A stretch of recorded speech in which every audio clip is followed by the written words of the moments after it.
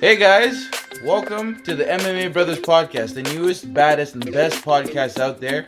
And let's get it going. Hello, guys, and welcome back to the MMA Brothers podcast. My name is Daryl. My name is Asher. And we got our special guest back on the podcast. You guys love him. We love him. Mike Glasgow. How's it going, man? Hey, I'm all right. I didn't do as well with my picks as I thought. That's all good. You know what I mean? I lost all my credibility, so it's all good. You got the main event, right? So that's got to come for something, right? yeah, that's all right. Yeah, exactly. So we're going to start off with the early prelims. We're going to go through all our picks. Okay. And then we're going to discuss who picked what. And then we're going to go from there. So Usually what we do is just cover the main card of the fight night, but there were some fights that you wanted to highlight.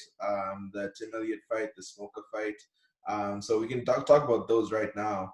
Yeah. So with regards to the Smoker fight, those guys were throwing heavy. Like, I was surprised how well they were doing on the feet. I thought it was going to be more of a jiu-jitsu match because I thought Smoker was better on the ground. Right.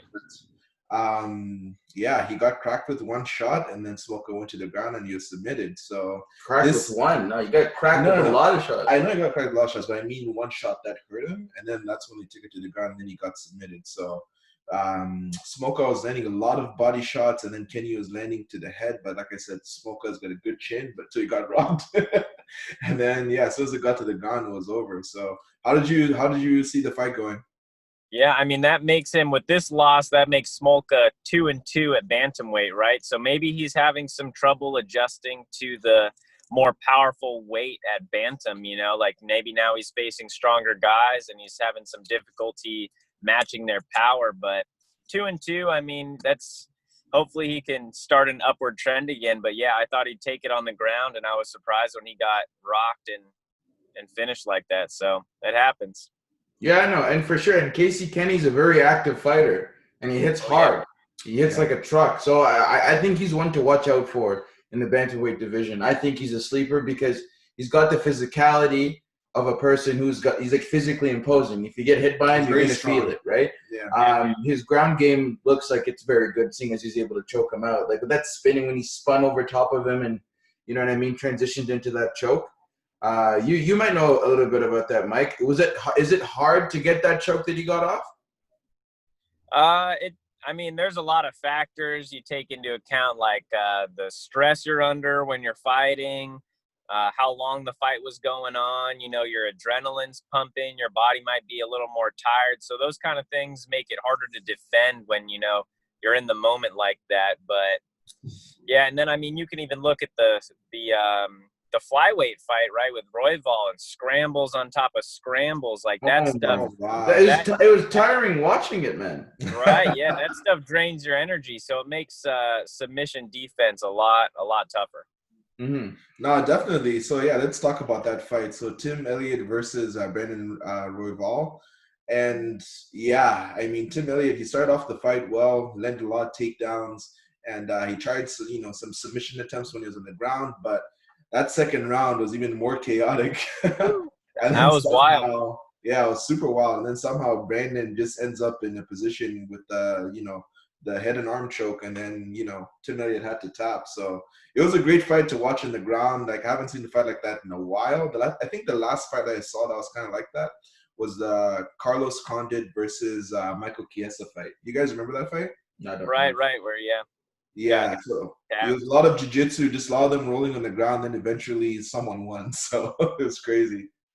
Yeah, that arm triangle that he got him with, I was surprised that he was able to pull it off because Royval was against the cage. I mean, to usually get that submission, you have to walk your legs out around your opponent. Right. And that just shows how strong Royval is. If he was able to secure that neck and arm and finish it without even having the full submission locked in, like that's pretty tough to do. But those flyweights, man, again, it's super exciting. They were swinging, they were going super fast. But did you catch the post-fight interview with Royval? I mean, that was some heartbreaking stuff. He was talking about how he didn't put on the performance that he wanted to, and now he has to go back to his day job on Monday, and just because he didn't win that fight of the night bonus he was trying to get. But I think it was still a pretty slick submission, so he deserves some recognition for that for sure. Yeah, no, 100%. And you do jujitsu. Like I swear, Tim Elliott did the proper defense to head and arm. Right, you extend that arm, put up the elbow, tuck it in, like, you know what I mean. Give yourself a little bit of breathing space. Why didn't that technique work? Do you think just because he extended his arm out to try to get out, and then he got cinched in tighter? Yeah, I just think that Royval got his hips down low. He was bare, like belly to the mat. That arm was sunken. He had the arm in the neck. And, I mean, that's pretty tough to escape from. But I'm still surprised that, you know, he up against the fence, he wasn't able to circle around outside of his opponent and make it even tighter. So the fact that he got it from where he was is super impressive. And that makes Royval's ground game, like, that's pretty good stuff. So he's still calling him out? Yeah, I still want it. You're impressed, but you're still gunning for it. That's awesome. Yeah. And then we'll just touch on this one quickly. Caitlin Chukagian versus Antonina Shevchenko. I told you guys, man. If I got beat up by your brother or your sister, and then you want to come fight me, I'm gonna beat the brakes off of you too, man. You called it. Exactly. What did you think about that fight? Man, they're both tough women. They were going at it, but that was a dogfight, and I don't know. I guess I overestimated the Shevchenko blood in that one. And but Chukagian, she's always been scrappy. She's got tons of heart. She'll keep advancing forward. I mean, she's the amount of strikes thrown was impressive, and then finally it ended the way that it did. I thought it was a great scrap, and I'm proud of her. That was a great performance, and then that puts her right back up there. I mean, that division doesn't have too many possible fights. So, I mean, any win you can make in a women's division is super impressive, because then you can just start climbing back up those rankings. And that's what she needed, honestly. So, yeah. And then is the Shevchenko sisters in the same weight division? Yeah, they're in the same weight class. Yes. Yeah. That would be extremely uncomfortable to watch, man. Yeah, two siblings going at it. Yeah. Right. What you would do? I mean, the parents have probably seen it in them growing up. Valentina probably beat the brakes off of Antonina all the time. Yeah. But we can move on to the main card, starting off with Mackenzie Dern versus Hannah Cifers. You know what, man? I knew Mackenzie's one tough person, because Hannah was hitting her with some shots to start off the fight. And Hannah was the stronger, in my opinion, and the stronger fighter, because she was able to turn and clinch Dern against the fence, held her there for quite some time until Dern was able to scramble. I think she threw a knee in the clinch that clipped Mackenzie in the forehead. I thought that would have stunned her, but no, she kept going. And then that went through with Mackenzie getting a knee bar. That looked like it was tight, man. That was good. Yeah. What did you think about the fight? I mean, we talked about how it was going to be a perfect striker versus grappler matchup, right? And we were saying if it stays on the feet, you know, we didn't think Dern had advanced her striking enough to be effective and win standing up. But we said if it went to the ground and Dern was able to control the pace on the ground, that she would get that sub. And that's exactly what happened. So it's a shame that Cifers couldn't keep it on the feet, because Mackenzie Dern's usual strategy is just kind of throw these heavy overhand punches, keep your head down, and try and rush in for the takedown, staying low. But Cifers still fell into the trap. I mean, I'm surprised she engaged that closely. I thought she was going to keep her distance. Got way too close and got taken down, and that was it. Yeah, like you said, Cifers, as soon as it went to the ground, she should have, kept her distance and kept it standing. Why she decided to engage with her, I'm not sure. But, it didn't even seem like it was a compromised situation, because all of a sudden her leg was just there, and then Mackenzie just grabbed it. No, it's because she didn't. The moment Dern went for her leg, you're supposed to escape that position as quickly as possible. At the time, it just happened so fast. I was like, whoa, she just grabbed her leg, and within 10 seconds she was tapping out. Yeah. So. Right, yeah. That's the first leg submission in the women's division. So, yeah, Dern just got another accolade on her. That's great.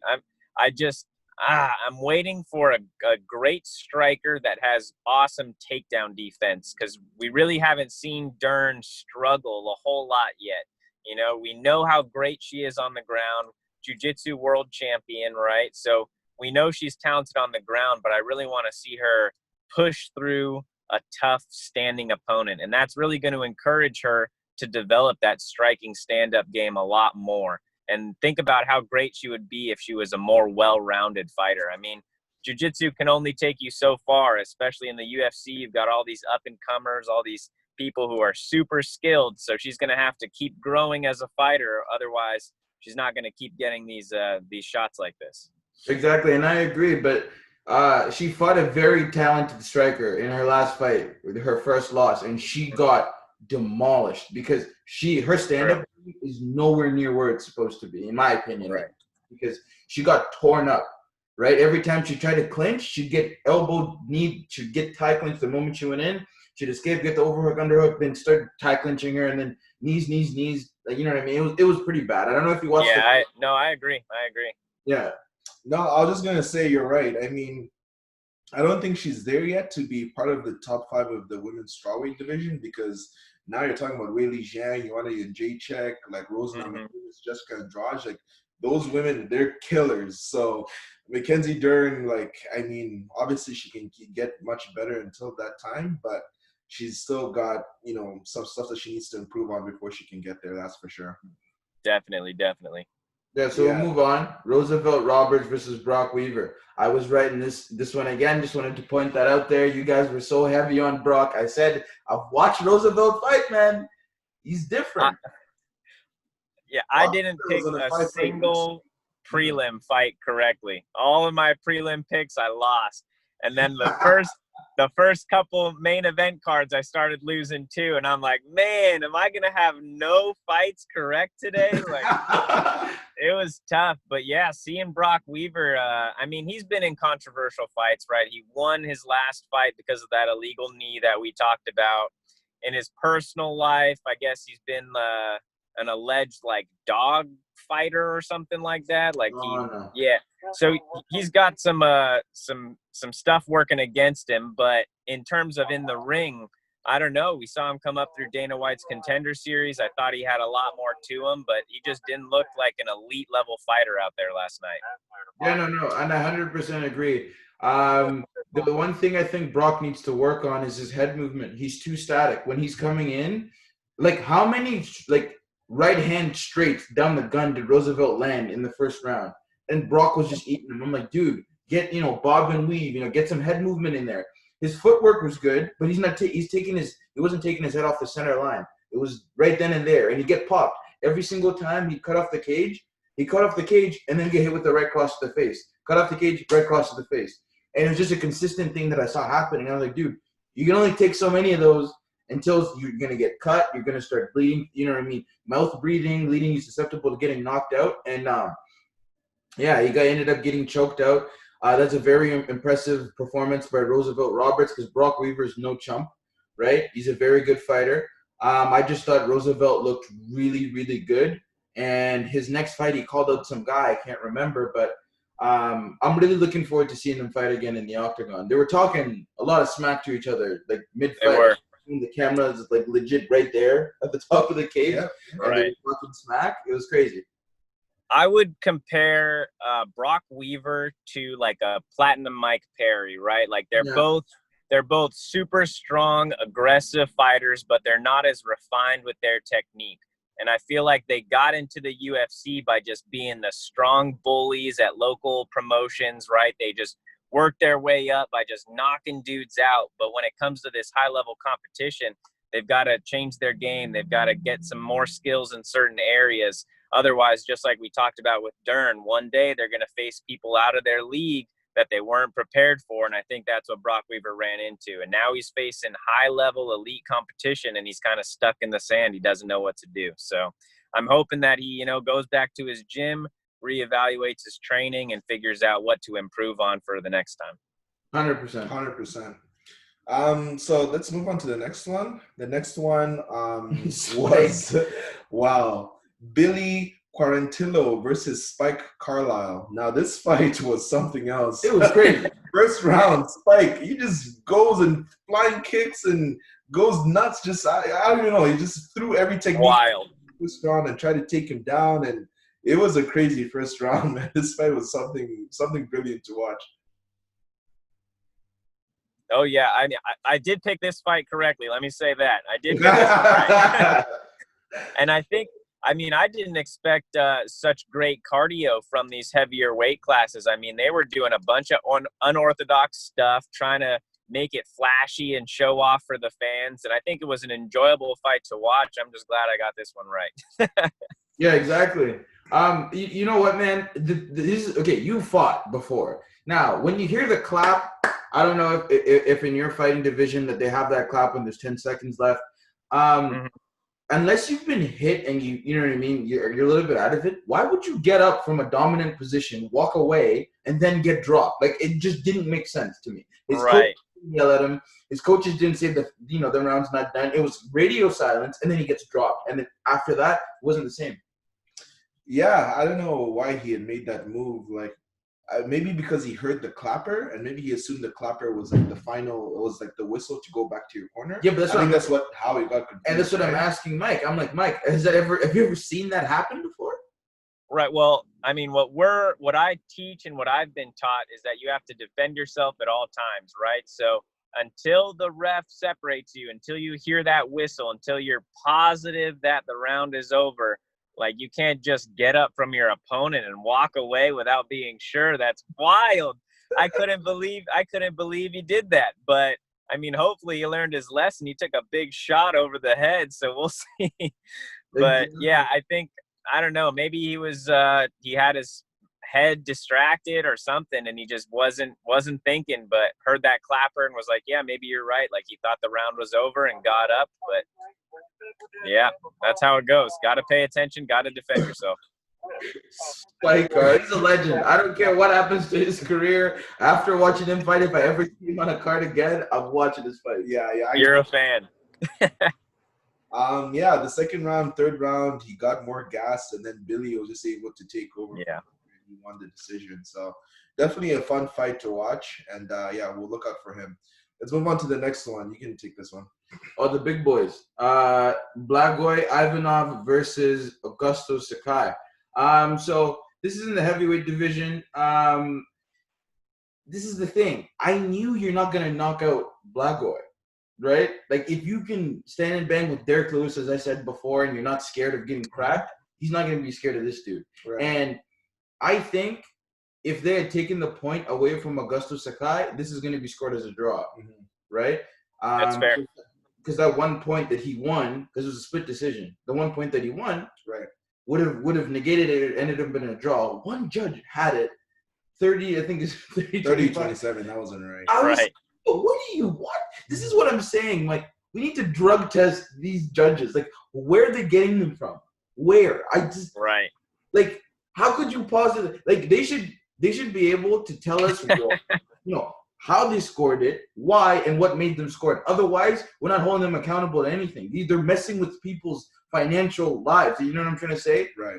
It's not right, in my opinion. Like, you can't have judges that have totally different scorecards to the point where it's like, what, 30-27? How did you get 30-27? Right. We should be able to ask them, and they should be able to tell us. Right. What do you think about that, Mike? Yeah, I think that, I mean, judging in the UFC has been an issue for a long time. But even in boxing, I mean, there's always talk about how corrupt the judges are.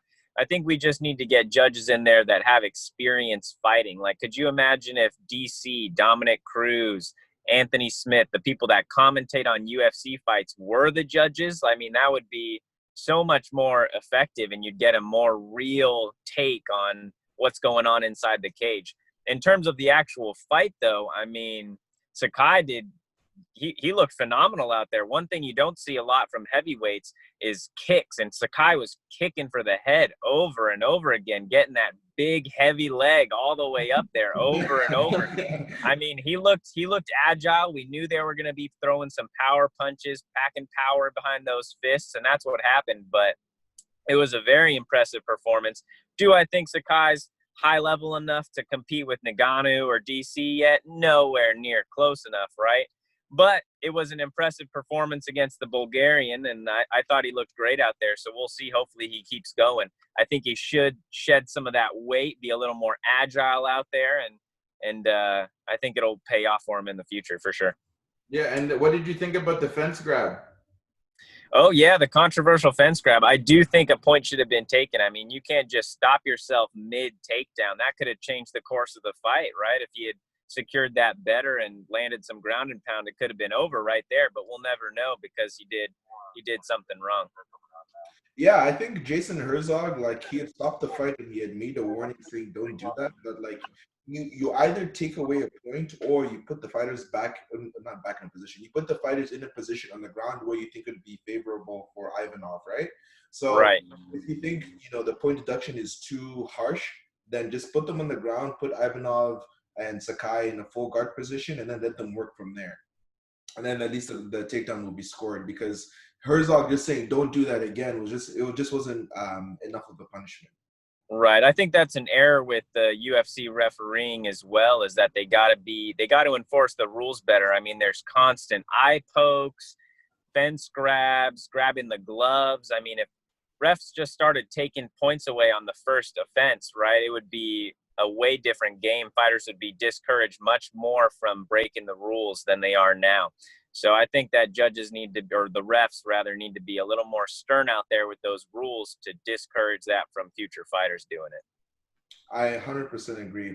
So we're going to move on to the final fight of the night. Holy moly! I'm not in love with you. I got this one right too. I'm falling in and out of love with Tyron Woodley. I'll tell you that. Like, yeah.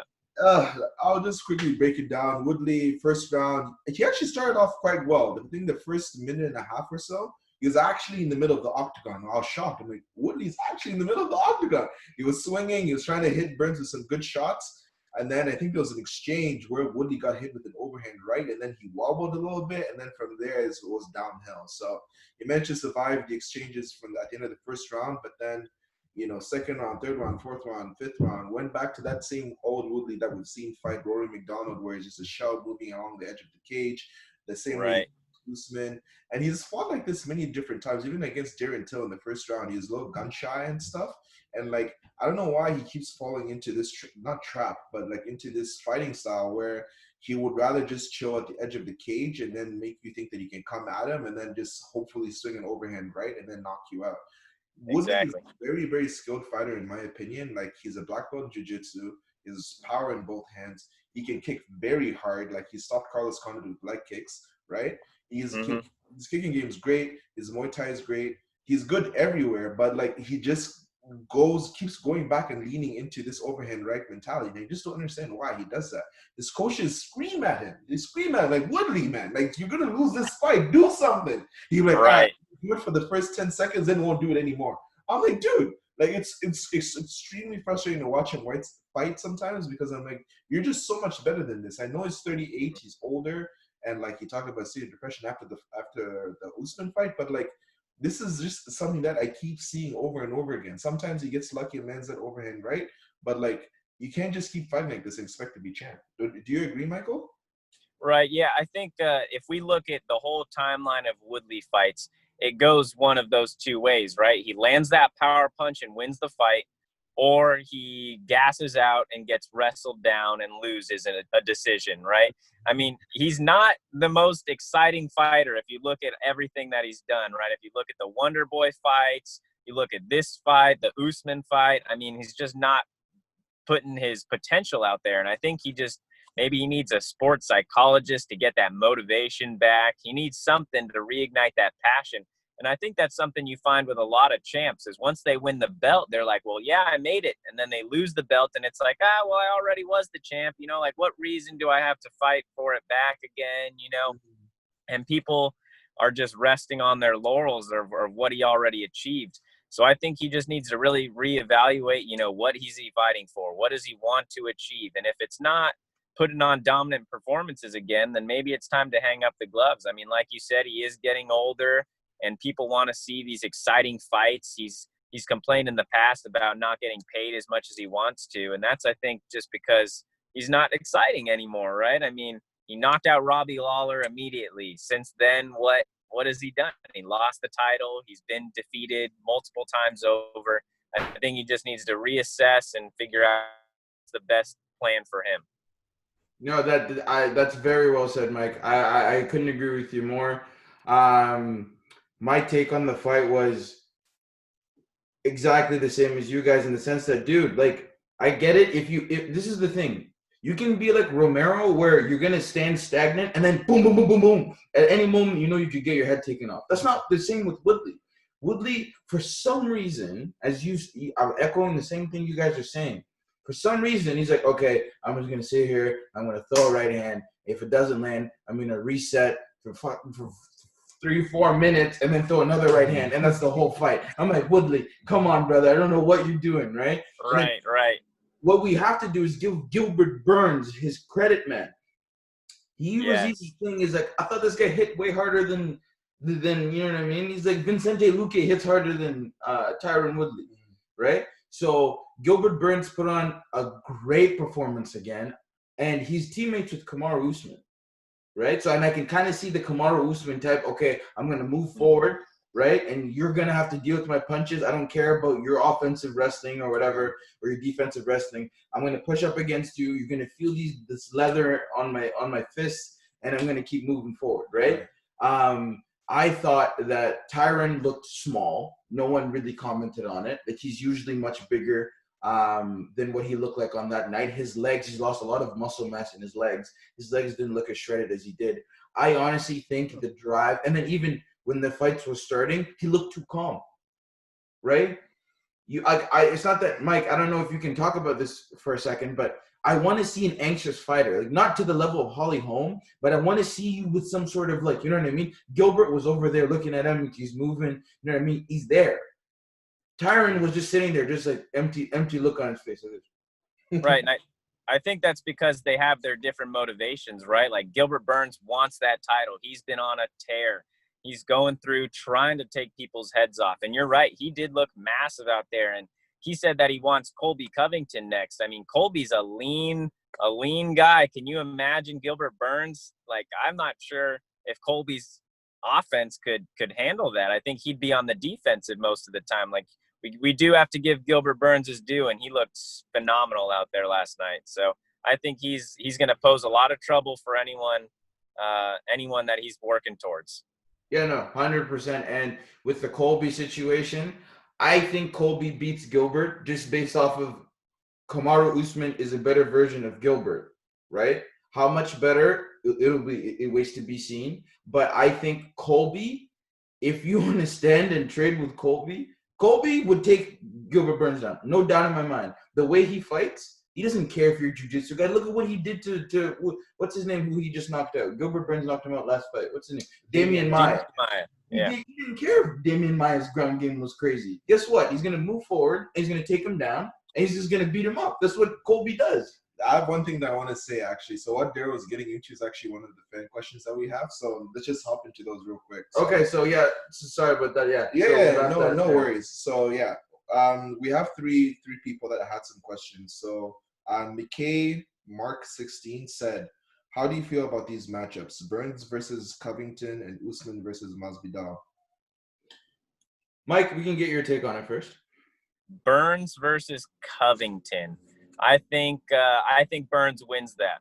I think that he's much bigger than Colby, and I think that Colby doesn't hit very hard. Yes, he lands a lot, but I don't think he's packing power behind those punches too much. I think that Burns wades through them and just does a repeat of what he did to Tyron last night. For what was the second matchup? Usman versus Masvidal.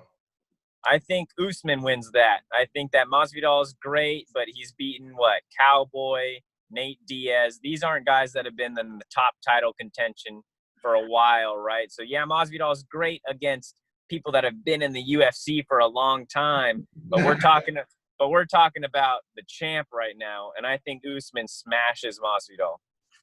Yeah, I think I agree with you. I think Masvidal is too small.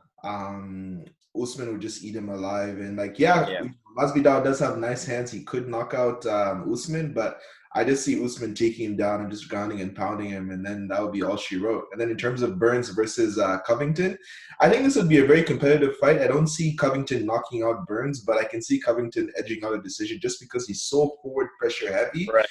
And Colby is actually, I think he's not necessarily bigger because Kobe tends to be slender, but Kobe's never fought at 155. Burns has fought at 155. How he's this big and strong at 170, I have no idea. He's put on a lot of Right. He has gained a lot of muscle, but I would be leaning towards Kobe for that one. How about you? 100%. I'm gonna go with Colby Chaos Covington. You know what? The reason I'm saying this is because, Mike, I don't know if you've watched Colby's last few fights.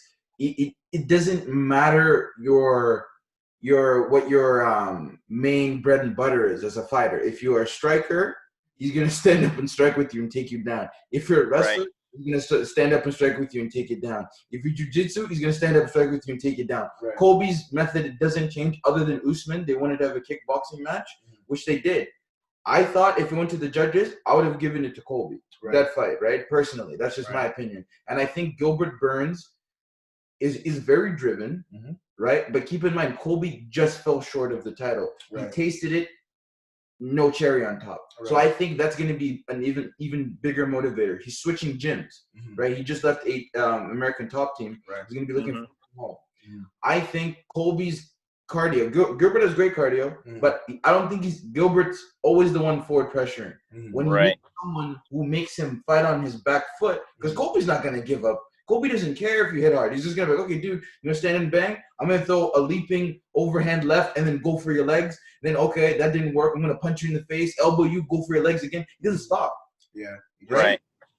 So that's the thing. And then with Usman and Masvidal, man, I didn't want to waste my time. Jorge, I get it. You're hype, man. You flying knee one of my favorite fighters in Ben Askren. You do. Okay. But at the end of the day, Colby said it best, man. He's a 50-50 fighter, man.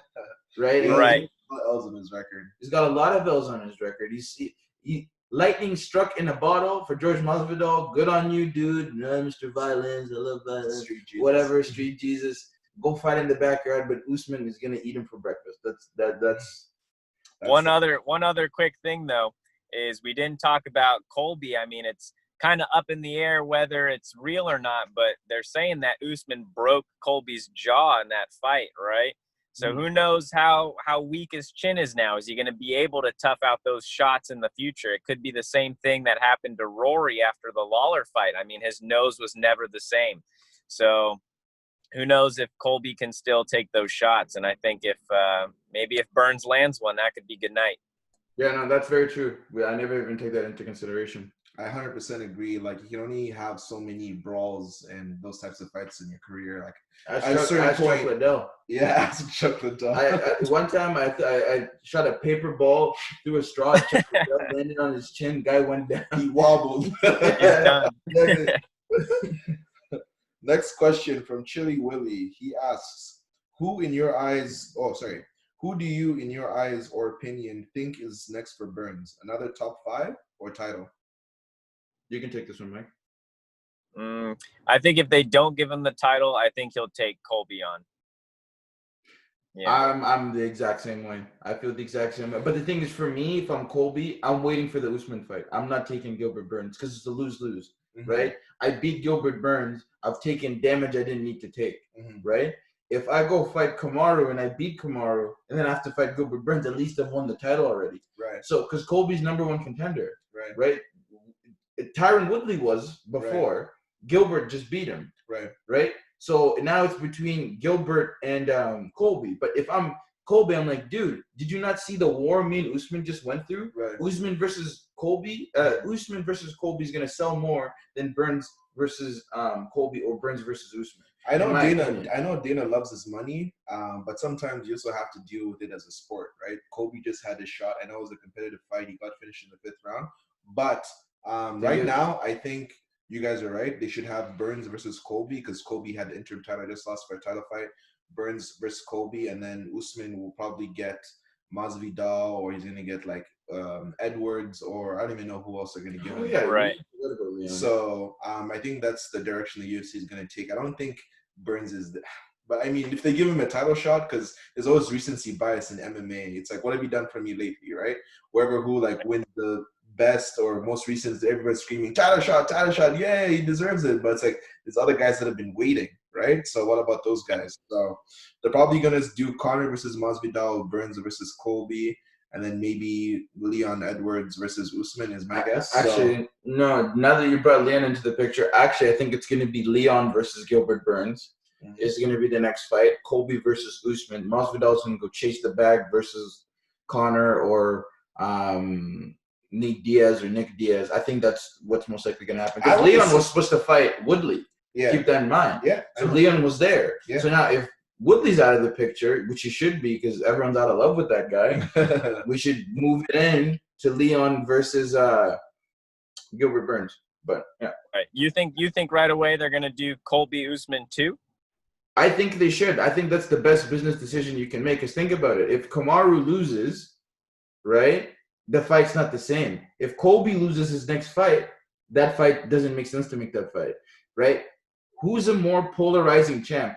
As much as an idiot as he is, Colby Covington as the champion in the UFC after beating Kamaru Usman, he would blow up. He'd be on TMZ, he'd be on CNN, he'd be on Fox, he'd just be everywhere. He's like, I got the belt, whatever, you know what I mean? Yeah. I think that would be great for the UFC because it's going to get a lot of publicity. If I'm the matchmaker, Kamaru and Colby have to fight before either of them gets hurt again. That's just my opinion. I would love to do it. Yeah, that would be fun. So last question is from Misha Copeland. He asks, was the Christian Ginger robbed? So Spike Carlisle, was he robbed? Right. I could see it either way. Honestly, if whoever's hand was raised, I could see it. I could justify that decision being made. I don't think this was a bad judging call. I don't think he was robbed, but I think it was so close that it could have gone either way regardless. Now, I have my opinion on this. They gave a unanimous decision for Billy. I did not think that's asinine, man. You can't give unanimous decision to Billy. Right. If it's a split decision, I'm more comfortable with the judgment. Yes. All of you gave it to Billy. First round was all Spike. Second round is up in the air. I would have given it to Spike because Spike had top control majority of the round, right? Yeah. I think for the last minute of the second round and then the third round, it was all Billy. Right? You can't say unanimously Billy took it. I'm like, dude, you see what I mean, Mike? You're right. You're right about that. I can see that side too. It definitely should have been split. That would have made it easier to understand that it would have gone either way. 100%. But that's pretty much it for this episode. We got the fan questions out of the way. We got another fight night in the books. And Michael, you had another episode with us, man. And like I said, we totally appreciate it. We want to have you again sometime whenever you're free. Yeah, for sure. If you want to hop on the podcast, just give us a shout. And we'd love to have you on again. All right. I appreciate it, guys. One parting word. We're gonna be designing some shirts. I'm gonna send one your way as a thank you for having a guest on the podcast and everything. So we'll talk about it in the DMs, your sizing and everything, and we'll send you one as a thank you. Yeah, that'd be great, man. Thank you very much. No worries. Thank you. Enjoy the rest of your shift and have a good one. Awesome, guys. Thanks. See you, man. Bye-bye.